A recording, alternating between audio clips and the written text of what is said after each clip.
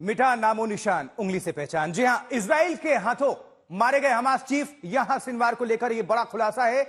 News website CNN ने बताया है कि गुरुवार को गाजा में मारे गए हमास चीफ यहां सिनवार की पहचान के लिए इजरायली सैनिकों ने उसकी उंगली का एक हिस्सा काट लिया। उस हिस्से को उन्होंने इजराइल भेजा। वहां लैब में पहले से मौजूद सिनवार के सैंपल से मैच किया गया और तब जाकर यह कंफर्म हुआ कि मारा गया आतंकी कोई और नहीं, यहां सिनवार है। और अब सिर्फ उंगली ही नहीं, सिनवार की पूरी डेड बॉडी का इस्तेमाल इजराइल एक बड़े मकसद के लिए करने वाला है। क्या है वो मकसद, आपको दिखाते हैं विजिट डिटेल रिपोर्ट। अपने हाथों की जिन उंगलियों से हमास का ये मोस्ट वांटेड सरगना विक्ट्री का इशारा करता था, जिस उंगलियों से वो अपने दुश्मन इजराइल को धमकाता था, वही उंगलियां उसकी मौत के बाद इजराइल के लिए सबसे बड़ा सबूत बन गई। खंडहर हो चुकी इमारत में सोफे पर चेहरा छिपाए बैठा ये आतंकी याहिया सिनवार निकलेगा, इसका यकीन इजराइल को भी नहीं था। यही वजह है कि गुरुवार को जब इस आतंकी को उसने ढेर किया तो इसकी शक्ल ने उसे चौंका दिया। हूबहू याहिया सिनवार से मिलती ये शक्ल उसके सामने एक आखिरी सवाल छोड़ गई थी। क्या ये वाकई याहिया सिनवार ही है या उसका कोई हमशक्ल? इस गुत्थी को सुलझाने के लिए इजराइल ने जो तरीका अपनाया वो हैरान करने वाला है। न्यूज वेबसाइट सीएनएन ने दावा किया है कि कंफर्म करने के लिए सिनवार की उंगली के एक हिस्से को काटा गया, वो हिस्सा इजराइल भेजा गया। इजराइल के लैब में सिनवार का डीएनए सैंपल पहले से मौजूद था। ये सैंपल सुरंग में उसके ठिकाने से लिया गया था, जहां से वो इजरायली फौज के चंगुल में आने से पहले भाग निकला था। उंगली के डीएनए टेस्ट से कंफर्म हो गया कि मारा गया आतंकी याहिया सिनवार ही है। इसके बाद इजराइल ने एक ऑपरेशन और चलाया, नाम था द फर्स्ट कॉफी। ये चौंकाने वाला नाम उसने उस ऑपरेशन को दिया जिसके तहत याहिया सिनवार का शव गाजा से इजराइल लाया गया। इसके बारे में बता रही इस महिला अधिकारी के पीछे जो लैब साइंटिस्ट दिख रहे हैं, उन्होंने ही सिनवार के डीएनए की मैचिंग की। इसके बाद इजराइल ने द फर्स्ट कॉफी ऑपरेशन शुरू किया। इसके तहत इजरायली पुलिस ने सिनवार का शव एस्कॉर्ट कर दक्षिणी इजराइल पहुंचाया। वहां सिनवार की बॉडी को फॉरेंसिक मेडिसिन इंस्टीट्यूट को सौंप दिया गया। इस वक्त उसकी बॉडी इजराइल के एक अज्ञात ठिकाने पर रखी गई है।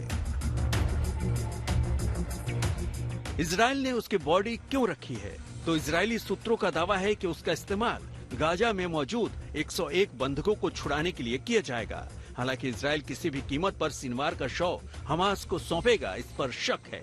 इजराइल को लगता है कि अगर उसने ऐसा किया तो हमास गाजा में उसे दफनाएगा और वो जगह इजराइल विरोधी आतंकी गुटों को एकजुट करने का ठिकाना बच जाएगा।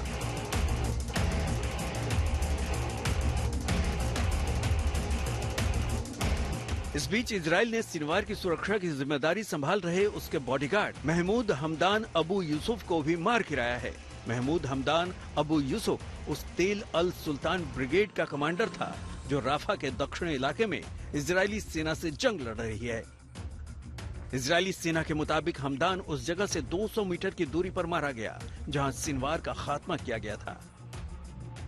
ऐसी खबर है कि सिनवार दक्षिणी गाजा में बढ़ते दबाव से बचने के लिए उत्तरी गाजा भागने की फिराक में था। इससे इजरायली सेना को लगता है कि हमास के आतंकी उत्तरी गाजा की तरफ शिफ्ट हो गए हैं, लिहाजा उसने उत्तरी गाजा में हमास के ठिकानों पर कार्रवाई करने के लिए कमर कस लिया है। इजराइल की तरफ से अपनी उस टुकड़ी की तस्वीर जारी की गई है जो गाजा के जबलिया में कार्रवाई करने के लिए सीमा पर तैनात हो चुकी है। आज तक ब्यूरो। तो इजराइल के सबसे बड़े दुश्मन और 7 अक्टूबर 2023 के नरसंहार का जिम्मेदार मास्टरमाइंड यहां सिनवार इतिहास के पन्नों में दफन हो चुका है। संयोग से हुई एक मुठभेड़ में इजरायली सेना ने उसे ढेर कर दिया, मार गिराया था। लेकिन जिन हथियारों ने उसका काम तमाम किया वो बताते हैं कि तकनीक में इजराइल का कोई तोड़ नहीं।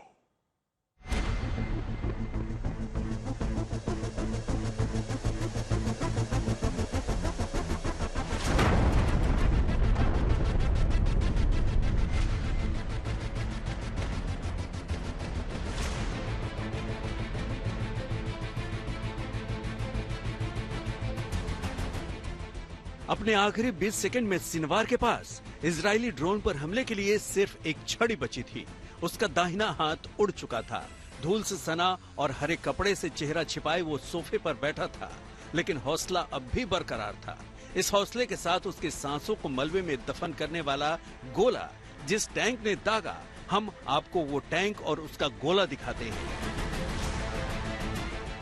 यह है इजराइल का वो सबसे शक्तिशाली मार्कवा मार्क 4 टैंक और ये है उसके गोले, जिन्होंने इस इमारत को ध्वस्त किया, जिसके अंदर बैठा सिनवार मौत के मलबे में समा गया।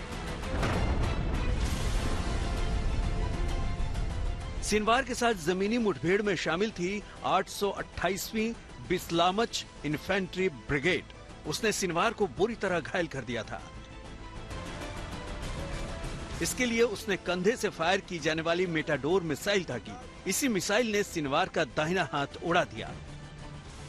फिर इन्फेंट्री ब्रिगेड की मदद से आई इजराइल की 460वीं आर्म्ड ब्रिगेड। उसने इस इमारत पर अपनी मार्कवा मार्क 4 टैंक से गोला दागा।